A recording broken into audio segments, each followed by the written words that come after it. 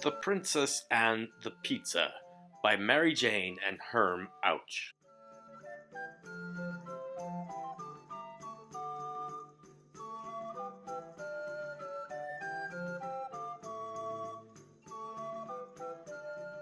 Princess Paulina needed a job.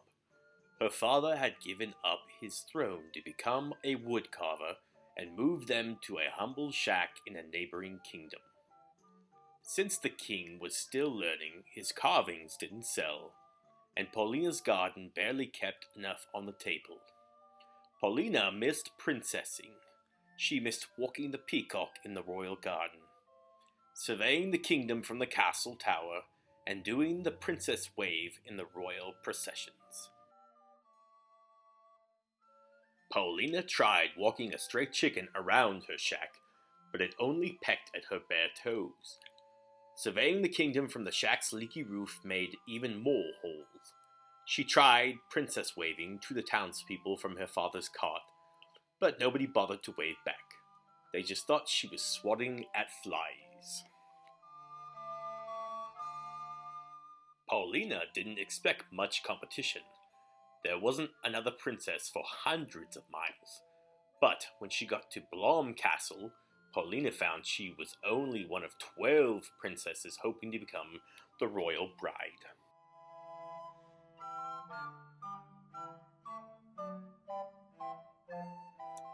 When she looked into her assigned room, Paulina saw her bed piled with 16 mattresses. "Oh, for Pete's sake, the old princess and the pea trick. That's so once upon a time."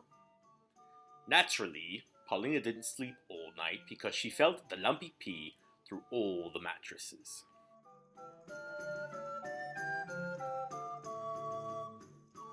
When the 12 princesses gathered in the throne room the next morning, the 7 who looked bright-eyed were sent home. Now only Paulina and 4 other sleepy princesses remained. First, they were made to write essays entitled, "Why I Want to Have the Gracious and Exquisitely Beautiful Queen Zelda for My Mother-in-Law." Prince Rupert and Queen Zelda finally appeared on the balcony. Queen Zelda did all the talking. "Congratulations, ladies! You have written some lovely essays, which I will keep in my scrapbook. And you have all passed the mattress test. But to make absolutely sure you are of royal blood, there is a second test. Only a true princess can wear these glass slippers." "For Pete's sake, you've never heard of sneakers?" Pauline asked. Queen Zelda gave Paulina a sharp look. "Nobody said you had to hike in them. Just try them on."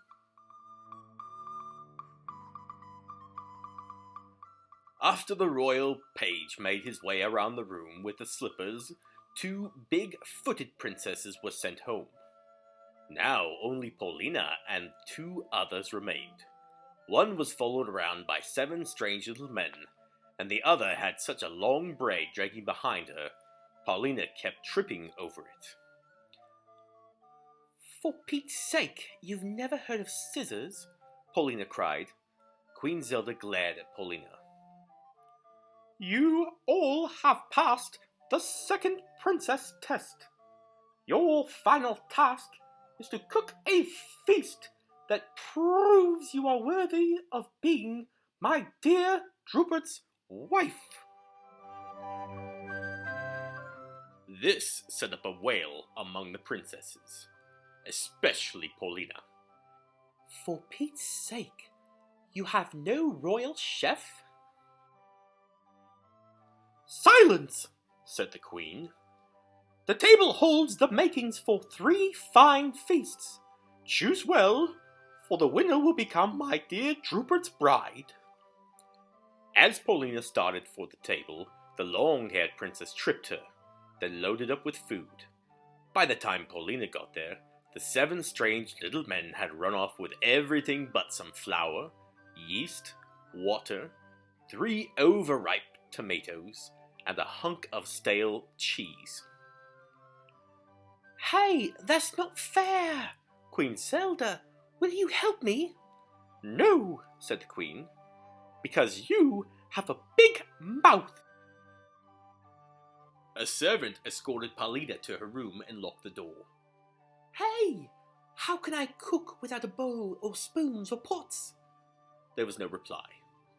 Paulina tried to make bread, kneading the flour and water and yeast together, but it only stuck to the tray in a flattened mess. She squished the tomatoes over the dough to brighten it up.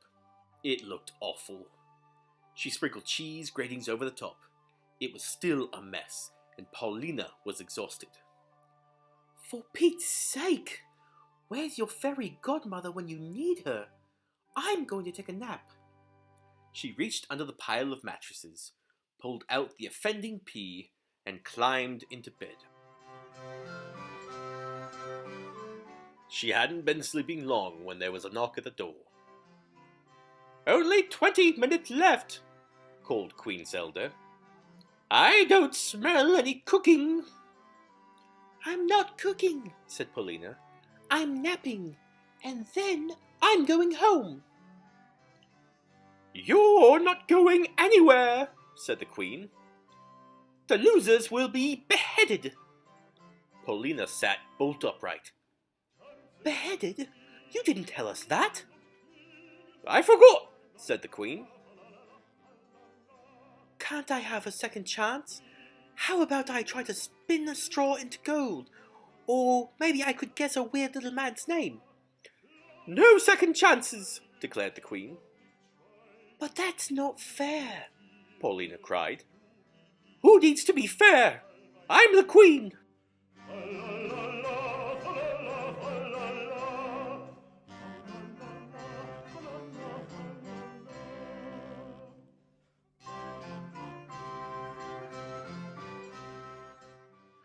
Paulina leapt out of bed and ran to the window, but it was an unbelievably long drop to the ground. The meal was her only hope. She rushed the tray over to the fireplace, stirred the few remaining hot coals, then crushed her garlic and sprinkled it over the mess for good luck. Finally, Paulina tossed on the herbs to cover up the garlic smell. Paulina paced back and forth, planning her escape. Perhaps she could make a deal with the long-haired princess to climb down her braid. She didn't notice that the goopy dough had browned into a crust. The tomatoes were bubbling, the hard bits of cheese had melted, and the fragrance of garlic and herbs filled the room. A page opened the door. "Time's up!" Paulina took a deep breath and carried her tray into the great dining room. The other princesses had made lovely feast, especially the one who had the 7 strange little men to help her. Prince Rupert went right to Paulina's tray. "It's not pretty, but it smells scrumptious." He helped himself to an unusually generous piece. "What do you call this dish?" Paulina shrugged. I don't know.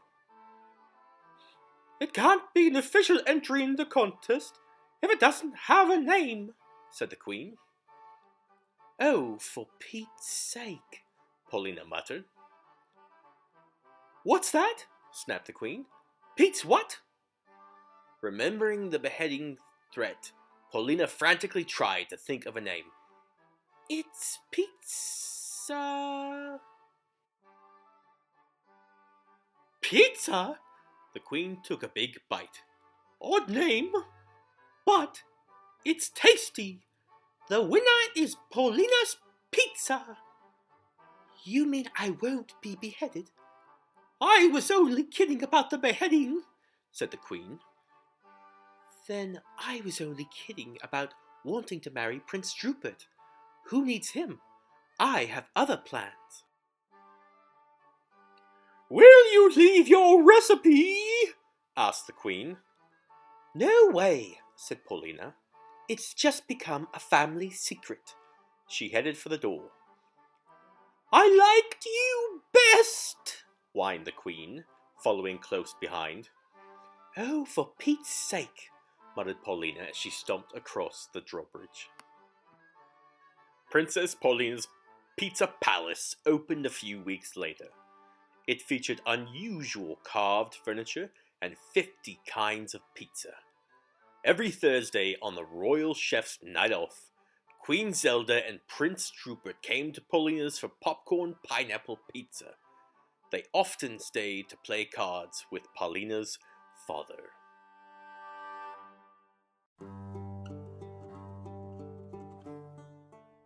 From then on, whenever Paulina drove her pizza delivery cart through town doing the princess wave, everybody waved back and ran after her, asking about the day's specials. Life was good. Paulina was grateful not to have Queen Zelda for a mother-in-law, but she still worried about one little thing. She worried about getting Queen Zelda as her stepmother.